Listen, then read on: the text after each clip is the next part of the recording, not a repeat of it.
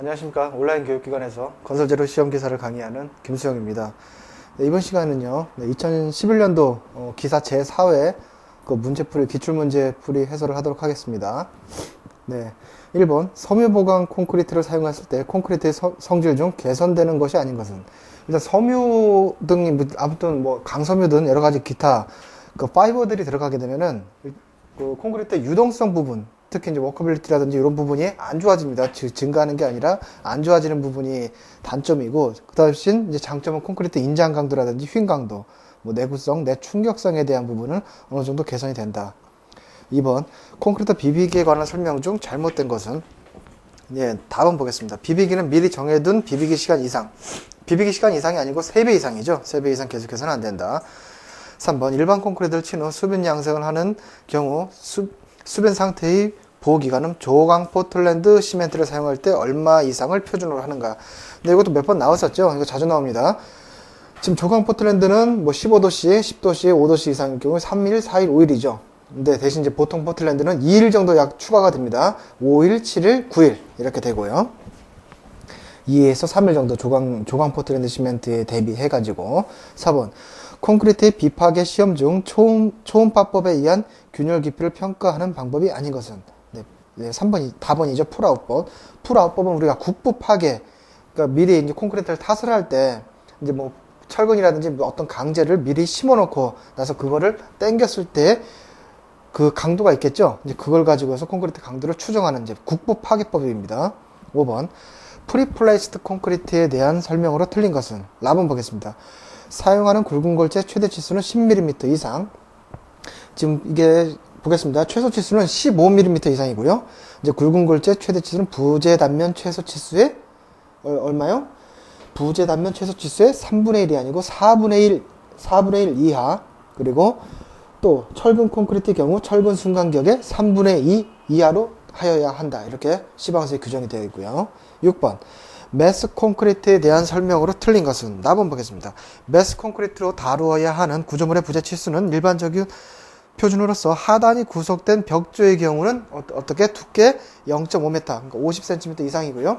이제 부재 치수가 넓은 이제 슬래브에서는 두께가 이제 슬라브 두께 말하는 거죠. 이게 80, 즉 0.8m 이상 이렇게 되어 있습니다. 7번, 수밀 콘크리트 배합에 대한 설명으로 틀린 것은. 랍은 보겠습니다.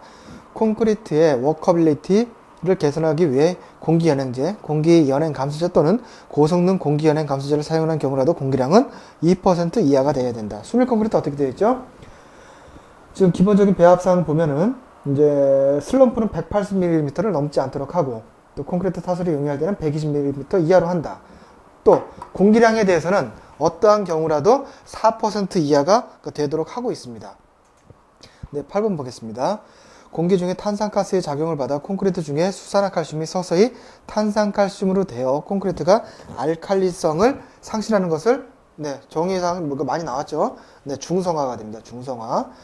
9번, 거푸집 및 동바리 구조를 개선할 때 연직 하중에 대한 설명으로 틀린 것은. 네, 가본 보겠습니다. 고정 하중으로서 콘크리트 단위 중량은 철근의 중량을 포함하여 보통 콘크리트 경우 20kN/m 제곱을 적용해야 된다. 이게 아니고 보겠습니다. 어떻게 되어 있냐면, 고정 하중은 철근 콘크리트 거푸집의 중량을 포함하여 그러니까 누배당이죠. 입방당 우려하여 합한 하중이며, 콘크리트 단위 중량은 철근의 중량을 포함하여 보통 콘크리트는 24kN/m 입방, 그리고 제1종 경량골재 콘크리트는 20kN/m 입방, 그리고 2종 경량골재 콘크리트는 17kN/m 입방을 적용하여야 한다. 이렇게 되어 있고요. 이제 거푸집 하중은 최소 0.4kN/m 제곱 이상을 적용하며 특수 거푸집의 경우에는 그 실제의 중량을 적용하여 설계하여야 한다. 이렇게 되어 있습니다. 10번 보겠습니다. 콘크리트 배합 강도를 결정하기 위해서는 30회 이상의 시험 실적으로부터 구한 콘크리트의 압축 강도의 표준 편차가 필요하다. 네, 이 내용은 다 아실 겁니다. 그럼 시험 횟수가 29회 이하인 경우는 우리가 표준 편차에 대해서 보정 개수를 이제 적용을 하죠. 근데 여기서 시험 횟수가 23회인 경우에 보정 개수는 어떻게 되는가? 이거 같은 경우는 어떻게 되냐? 직선 보관법을 사용을 해줍니다. 직선 보관법이 무슨 뜻이냐? 지금 23회라고 했죠. 지금 25회일 경우 한번 보고, 25회일 경우는 표준 편차가 어떻게 되죠? 지금 1.03이죠. 그러면 20회 보겠습니다. 1.08입니다. 즉 시험 횟수가 적어지면 적어질수록 어떻게 보정 개수 값 자체는 어떻게 커지죠? 값 자체가 어떻게 증가합니다. 그렇죠? 왜냐? 횟수가 많아지면 많아질수록 그만큼 확률에 대한 분산이라든지 그 참값에 가까울 수 있는 확률 자체가 커지는 거기 때문에 어떻게 보정 개수 값 자체는 작아지는 거죠. 그래서 20회인 경우하고 25회인 경우의 차이를 보는 거예요. 그럼 25 빼기 20분의 1.08 빼기 1.03 해보면 대략 어떻게 나오냐면요. 그럼 5분의 0.05 나오죠. 5분의 1.03 그렇죠? 0.05 나오죠? 그러면 0.01이네요. 1 증가할 때마다 그러면 20회에서 1 증가할 때마다 어떻게 0.01을 빼주면 되겠죠? 그죠?